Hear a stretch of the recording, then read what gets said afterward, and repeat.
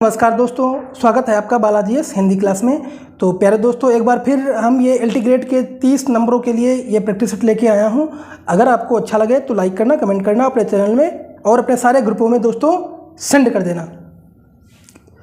तो चलिए प्रारंभ करते हैं। आज का पहला क्वेश्चन है, कल्याणकारी राज्य की संकल्पना का समावेश भारत के संविधान में है। राज्य के नीति निर्देशक तत्वों में चौथी अनुसूची में मौलिक अधिकारों में प्रस्तावना में। बताइए दोस्तों, तो ये प्रैक्टिस सेट है, इसमें आप कितने क्वेश्चन सही कर सकते हैं, आप लोग गेस करिए। तो आपका उत्तर हो जाएगा क्या दोस्तों? हो जाएगा राज्य के नीति निर्देशक तत्वों में। ऑप्शन नंबर ए दोस्तों आपका सही हो जाएगा।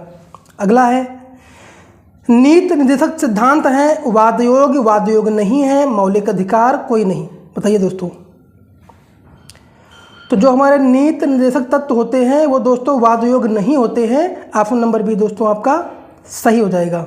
अगला, निम्नलिखित में कौन एक मौलिक अधिकार नहीं है? उत्पीड़न के खिलाफ अधिकार, समान काम के लिए समान वेतन, कानून की समझ बराबरी, धर्म पालन की स्वतंत्रता का अधिकार।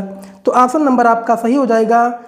मौलिक अधिकार नहीं है, समान काम के लिए समान वेतन। ऑप्शन नंबर बी दोस्तों आपका सही हो जाएगा। भारत के संविधान के अंतर्गत ग्राम पंचायतों का गठन एक मूलभूत अधिकार है, एक मूल कर्तव्य है, निर्देशक सिद्धांत है, उपयुक्त में से कोई नहीं। तो ये क्या है आपका? एक निर्देशक सिद्धांत है, जो कि ऑप्शन नंबर सी दोस्तों आपका सही हो जाएगा। अगला है, सूची 1 को सूची 2 के साथ मिलाइए और सूचियों के नीचे दिए गए कूट की सहायता से उत्तर चयन कीजिए। बताइए, ग्राम पंचायत का गठन कब होता है दोस्तों? मिलान कर लीजिए। 40 में समान आचार संहिता किसमें है? 44 में कृषि एवं पशुपालन अनुच्छेद 48 में, और अंतर्राष्ट्रीय शांति सुरक्षा ये दोस्तों किसमें है? अनुच्छेद 51 में, और कार्यपालिका और पृथक क्या है इसमें? 50 में। तो दोस्तों ए का 5 और बी का 1 किसमें है दोस्तों? ई का 5 और बी का 1, ई का 5 बी का 1 किसी में नहीं है। तो इसका मतलब ये उत्तर आपका दोस्तों किसी में सही नहीं है। तो यहीं पे आप कर लीजिए दोस्तों। आपका क्या हो जाएगा? आपका उत्तर दोस्तों क्या हो जाएगा? ए का 5 हो जाएगा, बी का 1 हो जाएगा, और सी का आपका दोस्तों 4 हो जाएगा, और डी का आपको दोस्तों क्या हो जाएगा? 3, और अगला आपका ई का जो हो जाएगा आपका ई का 4 हो जाएगा। ये आपका उत्तर दोस्तों इसमें सही है, बाकी उसमें आंसर गलत है। चलिए आगे देखते हैं।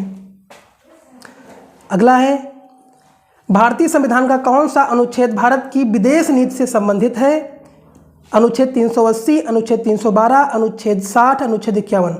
तो विदेश नीति जो संबंधित है वो अनुच्छेद 51 से। ऑप्शन नंबर डी दोस्तों आपका सही हो जाएगा। अगला है, राज्य के नीति निर्देशक सिद्धांत एक ऐसा चेक है जो बैंक की सुविधा अनुसार अदा किया जाता है। किसने कहा था? BR अम्बेडकर ने, KM मुंशी ने, डॉक्टर राजेंद्र प्रसाद ने, KT शाह ने। तो दोस्तों क्या KT शाह ने, जो कि ऑप्शन नंबर डी दोस्तों आपका सही हो जाएगा। अगला है, भारतीय संविधान के भाग 4 में दिए गए निर्देशित सिद्धांतों में निम्न में से कौन सी सूची है? समान कार्य के लिए समान वेतन, समान नागरिक संहिता, और छोटे परिवार का मानदंड, और प्राथमिक स्तर पर मातृभाषा में शिक्षा। तो 1 और 2 किस में दिया गया है? 1, 2 आपका बी में दिया गया है। ऑप्शन नंबर बी दोस्तों आपका सही हो जाएगा। प्रायद्वीपीय भारत में सबसे लंबी नदी कौन सी है? कृष्णा, नर्मदा, गोदावरी और महानदी। तो सबसे जो लंबी नदी ऑप्शन के अनुसार आपको गोदावरी है, जो कि ऑप्शन नंबर सी दोस्तों आपका सही हो जाएगा। अगला है, किस नदी की घाटी गहरी गड्ढ भूमि के लिए विख्यात है? नर्मदा, सोन, ताप्ती या चंबल। तो जो गहरा गड्ढ होता है आपका नर्मदा में होता है, जो कि ऑप्शन नंबर आपका दोस्तों ऑप्शन नंबर आपका सी सही हो जाएगा।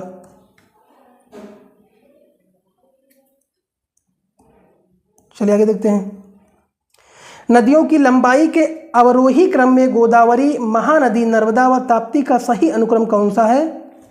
गोदावरी, महानदी, नर्मदा, ताप्ती, या फिर गोदावरी, नर्मदा, महानदी, ताप्ती, या फिर गोदावरी, नर्मदा, गोदावरी, ताप्ती, महानदी, या नर्मदा, ताप्ती, गोदावरी, महानदी। तो जो आपका ये सही अनुक्रम हो जाएगा तो गोदावरी, फिर नर्मदा, फिर महानदी और ताप्ती, ये आपका सीक्वेंस सही है, जो कि ऑप्शन नंबर बी दोस्तों आपका सही हो जाएगा। अगला है, नर्मदा नदी किन पर्वत श्रेणियों के बीच स्थित है? भांडेर और मैकाल, सतपुड़ा और अरावली, सतपुड़ा और विंध्याचल, विंध्याचल और अरावली। तो जो ये श्रृंखला बनती हैं वो सतपुड़ा और विंध्याचल के बीच नर्मदा नदी स्थित है, जो कि ऑप्शन नंबर सी दोस्तों आपका सही हो जाएगा। ऑप्शन नंबर सी आपका उत्तर हो जाएगा। तो दोस्तों ये प्रैक्टिस सेट बहुत ही धमाकेदार है, इसलिए आप लोग जो है इसमें एक एक क्वेश्चन आपको छांट के लाया हूं और बहुत ही इंपॉर्टेंट है, इसलिए इन सारे क्वेश्चनों को आप लोग मिस मत करना, सारे क्वेश्चनों को देखना। चलिए अगला है, निम्नलिखित नदियों में से किसके स्रोत बिंदु लगभग एक ही हैं? ब्रह्मपुत्र और गंगा, ताप्ती और ब्यास, ब्रह्मपुत्र और सिंधु, सिंधु और गंगा। बताइए। तो जो एक ही बिंदु है दोस्तों, ब्रह्मपुत्र और सिंधु के एक ही स्रोत बिंदु हैं, जो कि ऑप्शन नंबर सी दोस्तों आपका सही हो जाएगा। अगला है, सर्वाधिक तटीय अपर्दन होता है लहरों से, ज्वार भाटा से, धाराओं से, या सुनामी लहरों से? बताइए। तो ये किससे होता है आपका दोस्तों? उत्तर हो जाएगा आपका ऑप्शन नंबर ए, लहरों से होता है, जो कि ऑप्शन नंबर ए दोस्तों आपका सही हो जाएगा। अगला है, दंडकारण्य भारत के किस भाग में स्थित है? उत्तरी, पूर्वी, मध्यवर्ती, पश्चिमी। जो दंडकारण्य स्थित है दोस्तों वो आपका मध्यवर्ती में स्थित है। ऑप्शन नंबर सी दोस्तों आपका सही हो जाएगा। चौराबाड़ी ग्लेशियर स्थित है केदारनाथ मंदिर के दक्षिण में, केदारनाथ मंदिर के पश्चिम में, केदारनाथ मंदिर के उत्तर में, केदारनाथ मंदिर के पूर्व में। तो जो आपका चौराबाड़ी ग्लेशियर है वो केदारनाथ मंदिर के उत्तर में। ऑप्शन नंबर सी दोस्तों आपका सही हो जाएगा। निम्नलिखित में से किस वर्ग को सर्वप्रथम पश्चिमी सभ्यता ने प्रभावित किया है? कुलीन जमींदार, नवीन धनवान व्यापारी, शिक्षित हिंदू, मध्यवर्ग या शिक्षित मुसलमान। तो पश्चिमी सभ्यता को जो प्रभावित किया है शिक्षित हिंदू, मध्यवर्ग, जो कि ऑप्शन नंबर सी दोस्तों आपका सही हो जाएगा। किसको भारतीय पुनर्जागरण का पिता कहा जाता है? राजा राम मोहन राय, दयानंद सरस्वती, स्वामी दयानंद सरस्वती, रामकृष्ण परमहंस। तो ये क्या हो जाएगा आपका? राजा Ram Mohan Roy. Option number A दोस्तों आपका सही हो जाएगा। निम्नलिखित में से कौन आत्मीय सभा के संस्थापक थे? राजा राम मोहन राय, स्वामी दयानंद सरस्वती, स्वामी विवेकानंद, अरविंद घोष। तो आत्मीय सभा के जो संस्थापक थे राजा राम मोहन राय थे, जो कि ऑप्शन नंबर आपका ए सही हो जाएगा। अगला है, राजा राम मोहन राय को राजा उपाधि किसने दी थी? लॉर्ड विलियम बेंटिक ने, अकबर सेकंड ने, ब्रह्म समाज के अनुयायियों ने, या सती प्रथा का विरोध करने वाले बुद्धिजीवियों ने? तो आपका ऑप्शन नंबर क्या हो जाएगा? अकबर सेकंड ने राजा की उपाधि दी थी राजा राम मोहन राय को, जो कि ऑप्शन नंबर बी दोस्तों आपका सही हो जाएगा। अगला है, भारतीय ब्रह्मा समाज के संस्थापक थे देवेंद्र नाथ टैगोर, ईश्वर चंद्र विद्यासागर, केशव चंद्र सेन और राजा राम मोहन राय। बताइए। तो दोस्तों भारतीय ब्रह्म समाज के संस्थापक कौन थे? केशव चंद्र सेन, जो कि ऑप्शन नंबर सी दोस्तों आपका सही हो जाएगा। एका आंदोलन का प्रारंभ किया गया था कहाँ? महाराष्ट्र के किसानों द्वारा, पंजाब के किसानों द्वारा, पंजाब के किसानों द्वारा, बंगाल के किसानों द्वारा, या फिर उत्तर प्रदेश के हरदोई, बाराबंकी एवं अन्य स्थानों के किसानों द्वारा। तो ऑप्शन नंबर आपका डी सही हो जाएगा। उत्तर प्रदेश के हरदोई, बाराबंकी एवं अन्य किसानों के द्वारा किया गया था। ऑप्शन नंबर डी दोस्तों आपका सही हो जाएगा। अगला है, शिक्षा में सुधार हेतु ब्रिटिश सरकार ने सैंडलर विश्वविद्यालय आयोग कब नियुक्त किया गया था? 1919 में, 1917 में, 1921 में, 1996 में। तो सैंडलर आयोग की जो नियुक्त हुई थी 1917 में हुई थी, जो कि ऑप्शन नंबर डी दोस्तों आपका सही हो जाएगा। तो दोस्तों ये रहे टॉप इंपॉर्टेंट क्वेश्चंस आपके लिए। अगर वीडियो अच्छा लगा हो तो लाइक करिए, कमेंट करिए, चैनल को सब्सक्राइब कर लीजिए। धन्यवाद।